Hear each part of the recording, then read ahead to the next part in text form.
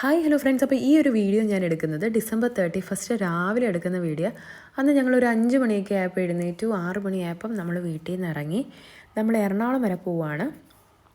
അച്ഛനൊരു ചെറിയ മീറ്റിംഗ് ഒക്കെ ഉണ്ട്, അതിൻ്റെ ഭാഗമായിട്ട് പോവുക.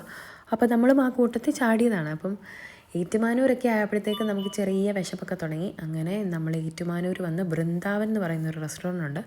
അവിടുന്ന് ഞാനൊരു 4 ഉഴുന്നുവട പാഴ്സൽ വാങ്ങി. കുഞ്ഞുങ്ങളെല്ലാം നല്ല ഉറക്കമായിരുന്നു.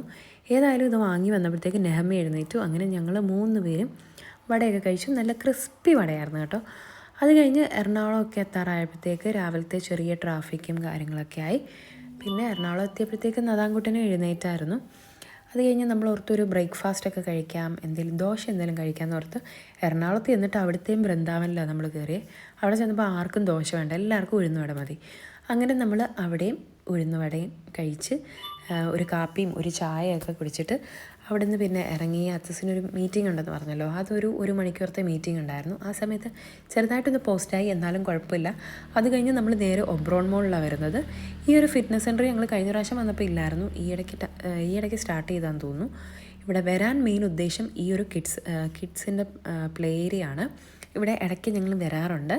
ഇവിടെ വരുമ്പോൾ മെയിനായിട്ട് സോക്സ് ഇടാനായിട്ട് ശ്രദ്ധിക്കുക. പിന്നെ ഇനിയും ഇൻ കേസ് സോക്സ് ഇടാൻ മറന്നു പോവുകയാണെങ്കിൽ അവരവിടെ സോക്സ് അവിടെ നിന്ന് വാങ്ങാൻ നമുക്ക് പറ്റുമേ. പിന്നെ ഇതുപോലെ പല ഓരോ മണിക്കൂറിന് ഓരോ റേറ്റാണ് വരുന്നത്. ഇവരെ ഇപ്പം നമ്മൾ 1 മണിക്കൂറിനത്തേക്ക് 1 മണിക്കൂർ ഒരാൾക്ക് 499 ആയിരുന്നു. വേണമെങ്കിൽ പേരൻസിനും അകത്ത് കയറാൻ പറ്റും. പിന്നെ അവർ നമ്മുടെ നമ്പറും ഡീറ്റെയിലും ഒക്കെ വാങ്ങിയിട്ട് ഇതുപോലൊരു ടാഗൊക്കെ കൈ കെട്ടി കൊടുത്തിട്ടാണ് ഇവരെ അകത്ത് കയറ്റുന്നത്. നമ്മൾ 2 പേരും അകത്ത് കയറിയില്ല. അവിടെ നോക്കാനാണെങ്കിലും അവിടെ ആൾക്കാരൊക്കെ ഉണ്ട്. പിന്നെ എന്തെങ്കിലും ആവശ്യമുണ്ടെങ്കിൽ അവർ നമ്മളെ വിളിച്ചോളും. അങ്ങനെ നമ്മൾ അവരെ അവിടെ ആക്കിയിട്ട് അവിടെ ഫുഡ് കോർട്ടിൽ പോയി. അവിടെ പോയിട്ട് ഒരു മോമോസ് മേടിച്ചു. പിന്നെ ഒരു ലൈം ജ്യൂസും വാങ്ങി. നമ്മളതൊക്കെ കഴിച്ച് അവിടെ കുറച്ച് നേരമൊക്കെ ഇരുന്നു. അത് കഴിഞ്ഞ് ഞാൻ ഇടയ്ക്കൊന്ന് പോയി നോക്കി അവർ തമ്മിൽ വഴക്കെന്തെങ്കിലും ഉണ്ടോയെന്ന് അറിയാനായിട്ട് ചെന്ന് നോക്കിയപ്പം 2 പേരും നല്ല കുക്കിങ്ങാണ്, ഒരു പ്രശ്നവുമില്ല. സമാധാനപരമായിട്ട് 2 പേരും കളിക്കുന്നു. അതൊക്കെ കണ്ട് സന്തോഷത്തോടെ ഞാൻ അവിടെ നിന്ന് പിന്നെ നമ്മൾ ഒബ്രോൺ മോളെല്ലാം ഒന്ന് ചുറ്റി കാണാൻ ഓർത്തു. ഞാൻ ഒബ്രോണിൽ പല പ്രാവശ്യം വന്നിട്ടുണ്ടെങ്കിലും ഇതുവരെ അതിൻ്റെ ഗ്രൗണ്ട് ഫ്ലോറോ വേറെ ഒരു ഫ്ലോറോ അങ്ങനെ കണ്ടിട്ടില്ല. ആ ഒരു പ്ലേ ഏരിയയും ഫുഡ് കോർട്ടും അല്ലാതെ വേറെ ഒന്നും ഞാൻ കണ്ടിട്ടില്ല. അപ്പോൾ താഴെ വന്നപ്പോൾ പേർപ്പിളൊക്കെ വന്നു. എനിക്ക് തോന്നുന്നു അതൊക്കെ അവിടെ പുതിയതായിട്ട് സ്റ്റാർട്ട് ചെയ്താന്ന് തോന്നുന്നു. താഴെയൊക്കെ കുറേ ഷോപ്സും കാര്യങ്ങളൊക്കെ ഉണ്ട്. ഒബ്രോണാണ് ഒരു സമയത്ത് വളരെ ശോകം പിടിച്ചൊരു മാളായിരുന്നല്ലോ, കാരണം ആൾക്കാരൊന്നും വരുന്നില്ല, ഭയങ്കര ഷോപ്സും ഒന്നും ഇല്ലായിരുന്നു അവിടെ. ഇപ്പോൾ ആണെങ്കിൽ അവിടെ കുറേ ഷോപ്സായി, കുറേ ആളുകളൊക്കെ വരാൻ തുടങ്ങി, കുറച്ചുകൂടെ ആക്റ്റീവായി തുടങ്ങിയിട്ടുണ്ട് ഏതായാലും ഒബ്രോണ്. അങ്ങനെ ഞങ്ങൾ ഒബ്രോൺ മോളെല്ലാം ഒന്ന് ചുറ്റിക്കണ്ട് പിന്നെ നമ്മൾ തിരിച്ചെത്തിയപ്പോഴത്തേക്ക് ഇവരവിടെ നല്ല കളിയായിരുന്നു. പിന്നെ ഒരാൾ എന്നെ കണ്ടതും ഓടി വരുന്നുണ്ട്. അമ്മ ഞാൻ കളിച്ച് മടുത്തു എന്ന് പറഞ്ഞാൽ വരുന്നത്. അവനിനി ഇറങ്ങണം, ഇനി എന്നെ കണ്ടു കഴിഞ്ഞാലാണ് അവന് പ്രശ്നം. ഞാനിപ്പോൾ അവിടെ ഇല്ലായിരുന്നെങ്കിൽ അവനൊരു പ്രശ്നമില്ലായിരുന്നു, കളിച്ചവന്. എന്നെ കണ്ടുടനെ അവനിപ്പം ഇറങ്ങണം എന്ന് പറഞ്ഞ് വെള്ളം തുടങ്ങി.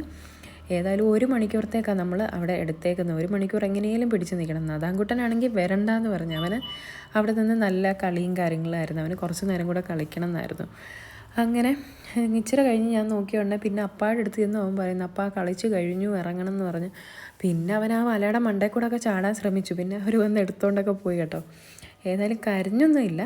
പിന്നെ നദാൻ വിളിച്ചുകൊണ്ട് പോയി കുറച്ച് നേരം സ്ലൈഡിലൊക്കെ കയറ്റി. അവിടെ നിന്ന് 1 മണിക്കൂർ ഏതായാലും തികച്ച്. അവിടെ നിന്ന് ഇറങ്ങിയിട്ട് അവൻ്റെ ഉദ്ദേശം വേറെയാണ്. അവിടെ നിന്ന് ഇറങ്ങുക, ഈ ഐസ്ക്രീം മേടിച്ച് കഴിക്കുക, ഇതാണ് അവൻ്റെ ഉദ്ദേശം. അതിനായിട്ടാണ് ഇറങ്ങാൻ പറയുന്നത്. അങ്ങനെ അവർക്ക് 2 പേർക്കും ചോക്ലേറ്റ് ഐസ്ക്രീം മതി എന്ന് പറഞ്ഞു നമ്മൾ ചോക്ലേറ്റ് ഐസ്ക്രീം വാങ്ങിക്കൊടുത്തു.